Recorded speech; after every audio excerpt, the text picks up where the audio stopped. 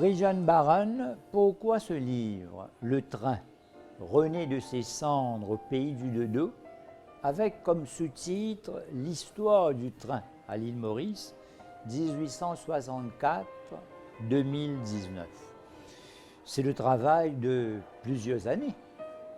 Donc ça a pris des années. D'abord, j'ai fait les premières recherches dans les années 1990 et pour, disons, profiter des connaissances, des souvenirs qui étaient dans la mémoire des derniers, de la dernière génération des travailleurs, des cadres du chemin de fer.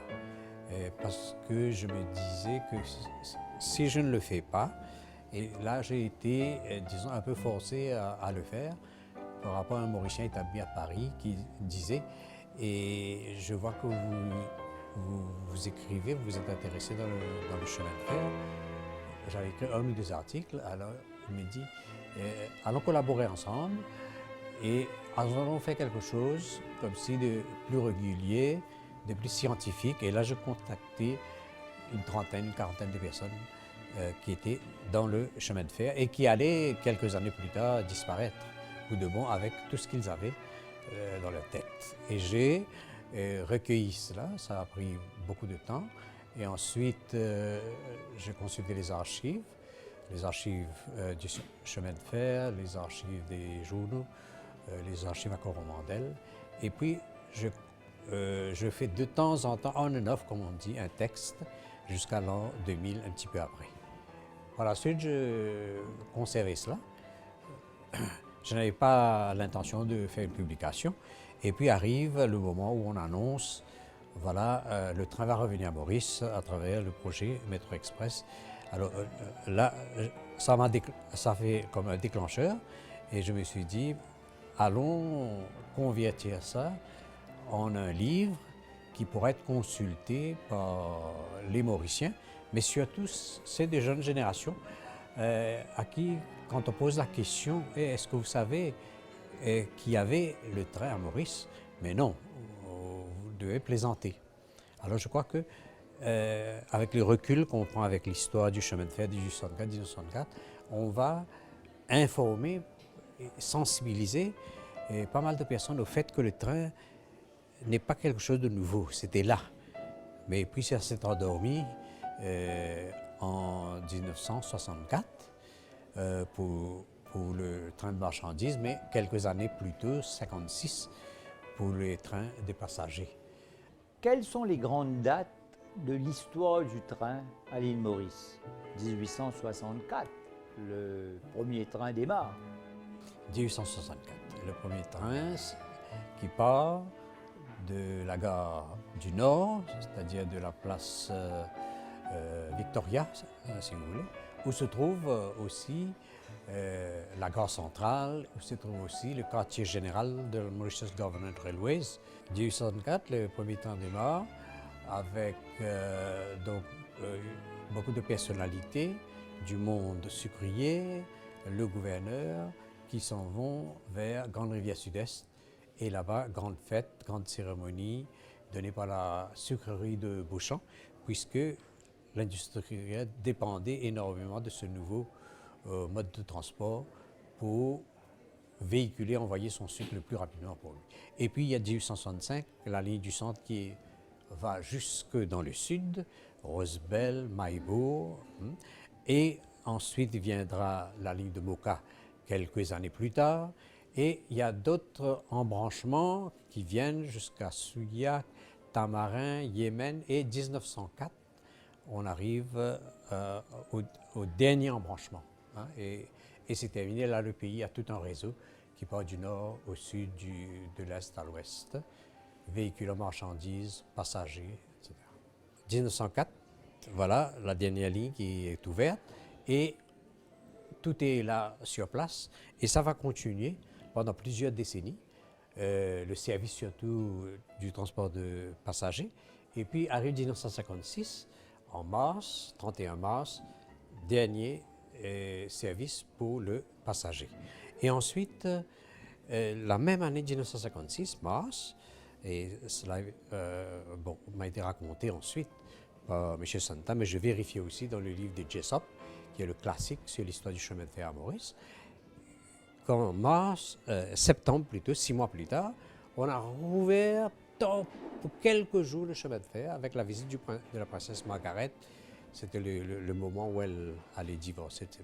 Et M. Santa était une des personnes qui détient jusqu'aujourd'hui un petit souvenir qu'il garde de cette visite présidentielle. Comme M. Santa, il y a eu d'autres personnes, des membres de la famille des chefs de gare, des membres des familles des ticket collectors qui ont donné pas mal d'informations.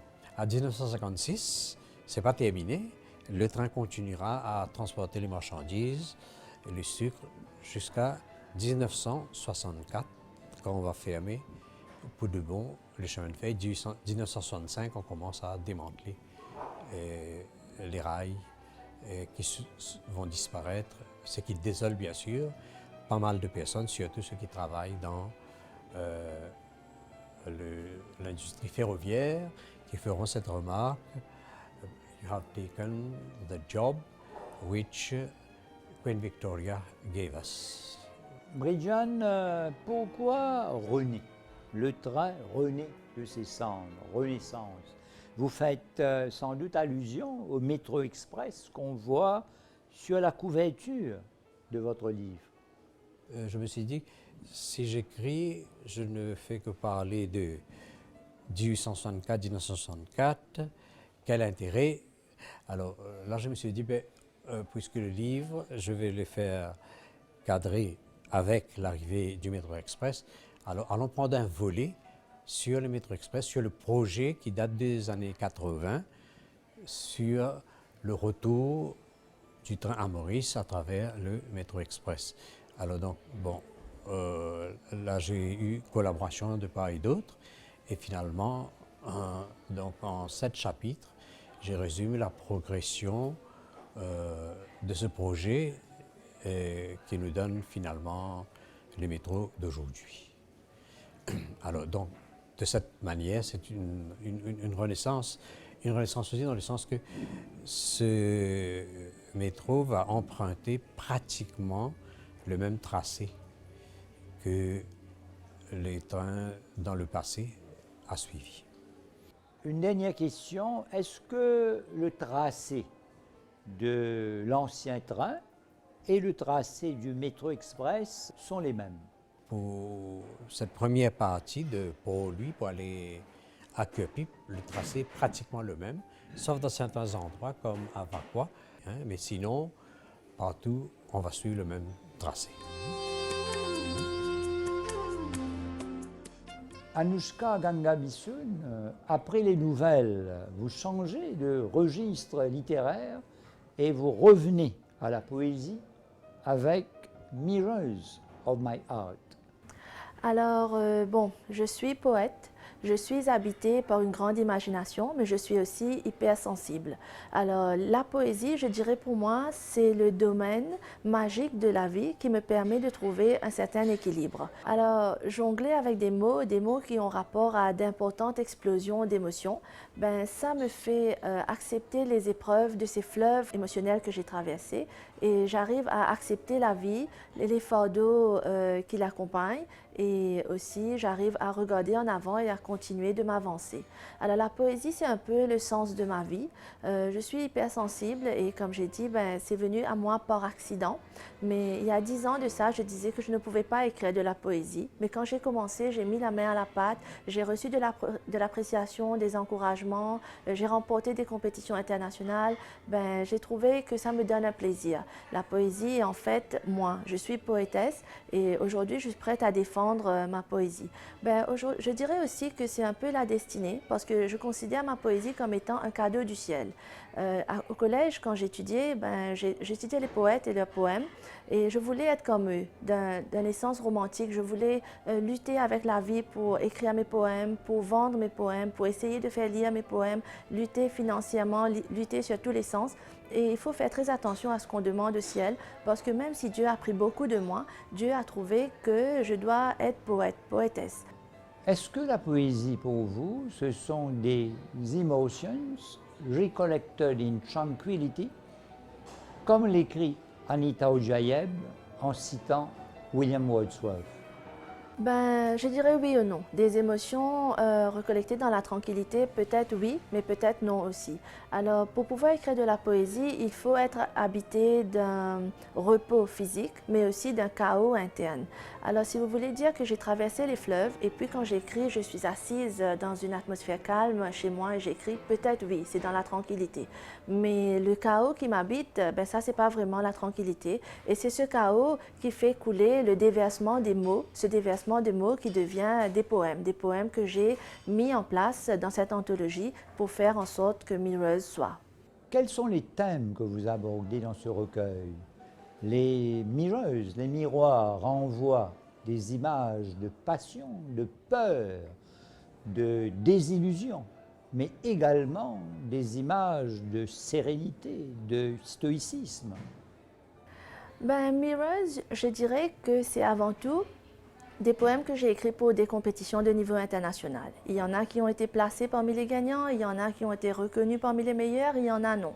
Par exemple, il y a le premier poème, c'était un poème pour une compétition, un poème écrit dans le genre d'un article de presse, un article de presse qui parle positivement. Pas de meurtre, pas d'accident, etc. Mais ça donne une image positive de l'île Maurice. C'est peut-être faux, c'est peut-être fictif, mais c'est mon idéal du pays. Et les autres, ben, je dirais, c'est seulement la façon dont mon cœur a réagi face au rythme que la vie a joué pour lui. Quand vous allez lire, ben vous verrez, vous allez jeter un regard profond dans mes miroirs et vous allez voir refléter mes états d'âme, mes réflexions, mes perceptions de la vie, l'amour, le désir, la mort, tout ce qui m'a touchée en fait quand je mettais en place cette collection. My love story. Of all the dark endings, my love story the most appalling. Seen as painful and sorrowful, why, it does even rhyme with being disdainful. To have lost my heart felt same as being devoid of any light. Stoic now I am, with a heart of steel, hiding always my passionate flame. Living in emptiness, I give to some souls some sense. To them I do give some blessings, always making sure their life is so thrilling. Of what is made a romance if it did start out to be a most holy dance?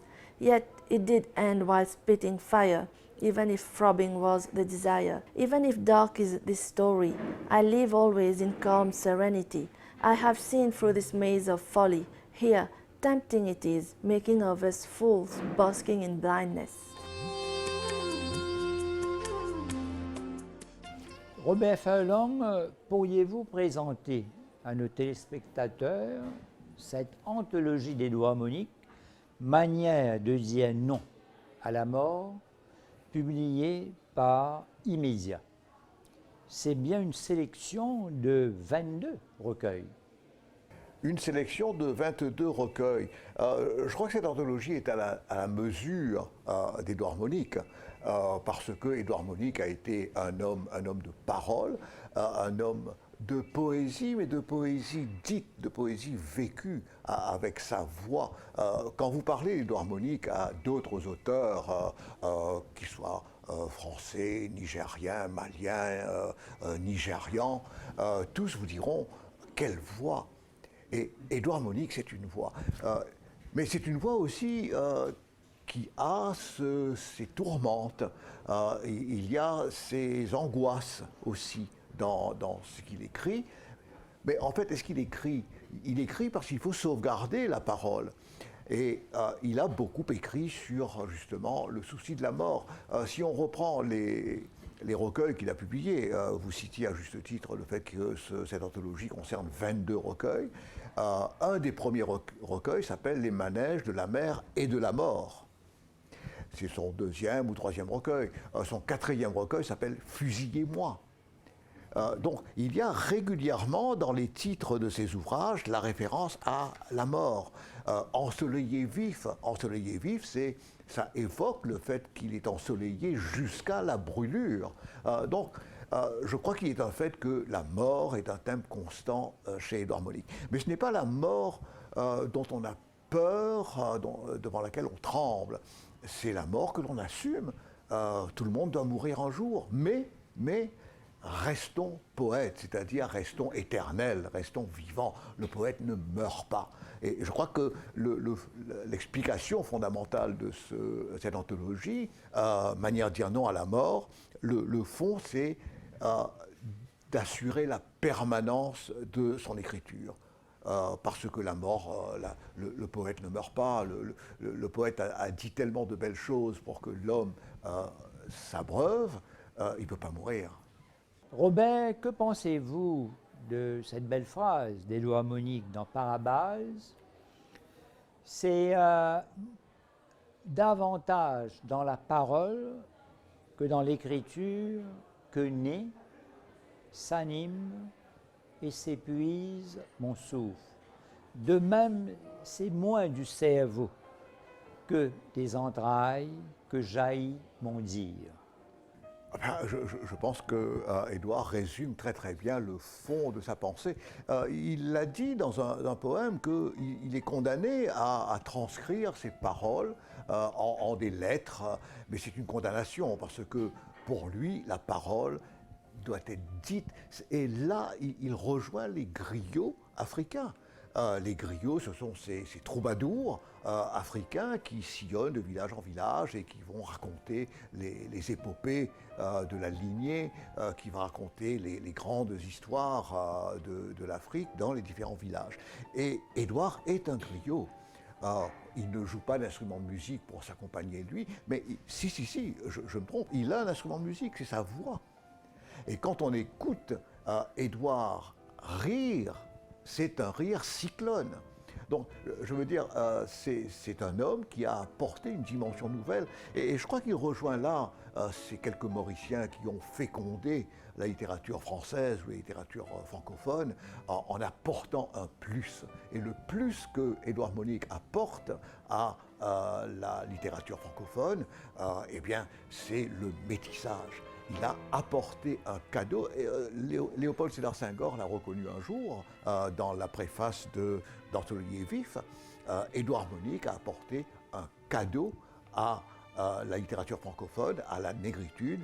Il a apporté le métissage. Et grâce à Édouard, en quelque sorte, les Haïtiens comme René Depestre, les Antillais comme Aimé Césaire, tout ce monde-là a pu se reconnaître autour d'une étiquette nouvelle en littérature. Robert, je profite de votre présence en tant que comédien pour vous demander de lire un extrait de Fusiez-moi qui date de 1970. C'est un choix personnel car je l'ai étudié dans le cadre de mon mémoire de maîtrise à Nice, une ville qui nous est bien chère. Issa Asghar-Ali, c'est un excellent choix parce que ce sont justement les textes où Édouard Monique raconte comment il a été enfanté par l'Afrique et comment sa parole est la parole des premiers balbutiements de l'enfant qui naît d'une secousse tellurique sur l'Afrique. Donc je vais lire cela avec un plaisir absolu. Je n'aurai pas la voix d'Édouard Monique pour le faire, mais le cœur peut-être d'Édouard Monique. La parole restera ma seule vraie légende, celle que l'écriture accapare pour survivre. Il faut qu'elle dise combien je refuse d'inventer ce que le poème refuse. Elle m'interdit d'imaginer, saccage mes rêves de soir en soir plus violentes, témoigne à ma place du plus déchiré, du plus abyssal, du plus grave de moi-même. Parole, ma certitude. Je me souviens d'elle comme d'une fête sans pendule. Et nous n'avons pas fini. Et nous ne cesserons jamais de fiancer nos nudités. Dans mes draps, tu laisses un peu de ta saison sous-marine pour que vocifèrent les matins las de traîner depuis la veille, de midi en angélus, de minuit en aube nette. La mer, toujours me racontera debout, m'ayant arraché à la solitude, j'étais soi-disant victime, à genoux, mis au banc de l'universel, banni de l'immense. Mes yeux étaient cloués sur le nombril du Nil, chassé d'Afrique par une guerre tellurique. Des pans de mer m'exilèrent de l'équateur, une lame de mer trancha les amarres. Je tournai le dos pour faire face à la terre, frappé de dérive, bruyant de damnation. J'affûtai les mots à crier, à redoubler de cris, à contrarier le chant de vivre, mais la mer revint sur ses pas, du plus loin profond des crevasses, des déserts d'algues vives, me remit debout d'un grand coup de mascaret, me replanta volte-face à l'horizon.